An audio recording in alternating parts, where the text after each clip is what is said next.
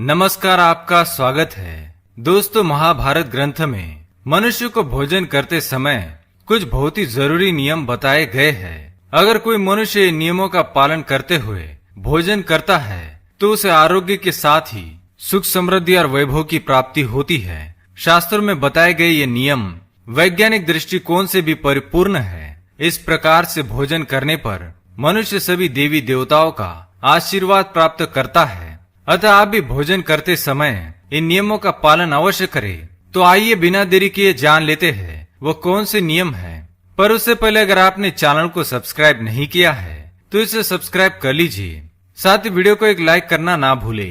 सबसे पहली बात, भोजन करने से पहले 5 अंग, 2 हाथ, 2 पैर और मुख, इनको अच्छी तरह से धोकर ही भोजन करना चाहिए। भोजन से पहले अन्न देवता एवं अन्नपूर्णा माता की स्तुति करके उनका धन्यवाद देते हुए तथा सभी भूखे प्राणियों को भोजन प्राप्त हो, ईश्वर से ऐसी प्रार्थना करके ही भोजन को शुरुआत करनी चाहिए। भोजन बनाने वाली महिलाओं को स्नान करके ही शुद्ध मन से मंत्र जाप करते हुए ही रसोई घर में भोजन बनाना चाहिए।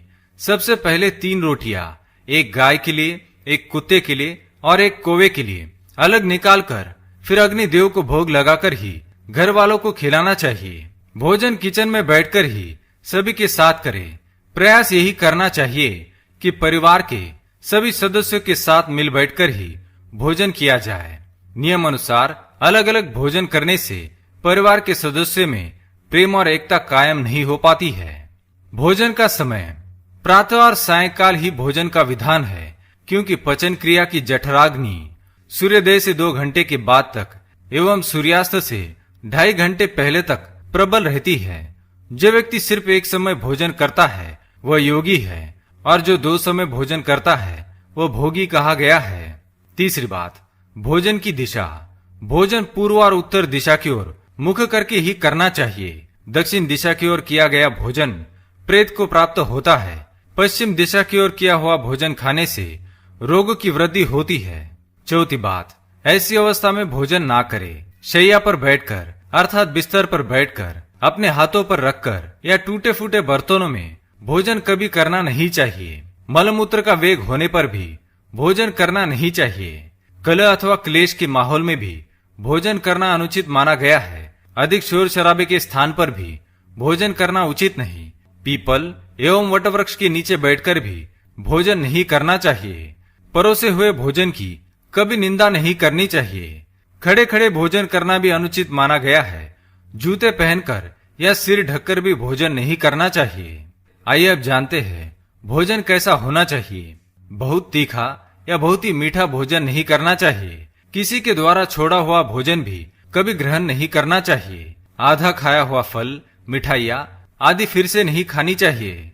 खाना छोड़कर उठ जाने पर दोबारा भोजन कभी करना नहीं चाहिए। जो कोई भी ढिंडोरा पीटकर खिला रहा हो वहां पर जाकर कभी भोजन नहीं करना चाहिए। पशु या कुत्ते के द्वारा छुआ हुआ भोजन कभी करना नहीं चाहिए। रजस वाला स्त्री के द्वारा परोसा गया भोजन भी करना अनुचित है। श्राद्ध का निकाला हुआ, बासी या मुंह से फूंक मारकर ठंडा किया गया भोजन भी करना अनुचित है। बाल गिरा हुआ भोजन भी ना करे। अनादर युक्त अवहेलना पूर्ण परोसा गया भोजन भी कभी ना करे। कंजूस के द्वारा वैश्या के हाथ का, शराब बेचने वाले का दिया भोजन भी और ब्याज का धंधा करने वाले व्यक्ति का भोजन भी कभी करना नहीं चाहिए। छठी बात, भोजन करते समय ध्यान रखे। भोजन के समय मौन रहे।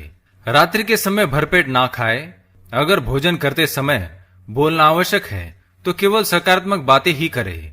भोजन करते समय किसी भी प्रकार की समस्या पर चर्चा ना करे। भोजन को बहुत चबा चबा कर खाए। सबसे पहले मीठा, फिर नमकीन और अंत में कड़वा खाना चाहिए। थोड़ा सा भोजन करने वाले को आरोग्य, आयु, बल, सुख, सुंदर संतान और सौंदर्य प्राप्त होता है। सातवीं बात, भोजन के पश्चात क्या नहीं करना चाहिए।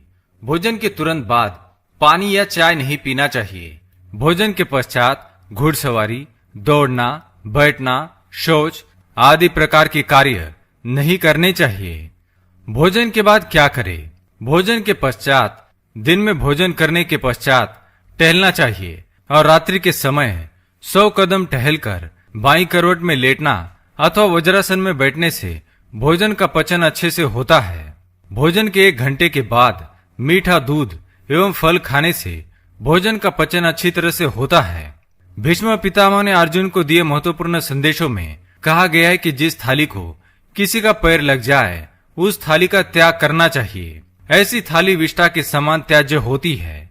भीष्म पितामह कहते हैं कि भोजन के दौरान थाली में बाल आने पर उसे वहीं पर छोड़ देना चाहिए। बाल आने के बाद भी खाए जाने वाले भोजन से दरिद्रता का सामना करना पड़ सकता है। भोजन पूर्व जिस थाली को कोई लांग कर गया हो, ऐसे भोजन को भी कभी ग्रहण नहीं करना चाहिए। इसे कीचड़ के समान छोड़ देने वाला समझना चाहिए। भीष्म पितामह ने अर्जुन को बताया कि एक ही थाली में भाई भाई भोजन करे तो वह अमृत के समान हो जाती है। ऐसे भोजन से धन धान्य, स्वास्थ्य और लक्ष्मी की वृद्धि होती है। भीष्म पितामह के अनुसार पति पत्नी को एक ही थाली में भोजन करने को निषिद्ध माना गया है। भीष्म पितामह के अनुसार एक ही थाली में पति पत्नी भोजन करते हैं तो ऐसी थाली मादक पदार्थों से भरी मानी जाने वाली होती है। पत्नी को पति के भोजन के उपरांत ही भोजन करना चाहिए।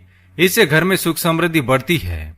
तो दोस्तों, ये थी वो महत्वपूर्ण बातें जो महाभारत में बताई गई है। अगर ये जानकारी आपको पसंद आई तो वीडियो को लाइक करें, कमेंट में जय मां अन्नपूर्णा अवश्य लिखें, साथ ही चैनल को सब्सक्राइब करें ताकि आप ऐसे आध्यात्मिक जानकारी वाले वीडियो देख सके। धन्यवाद।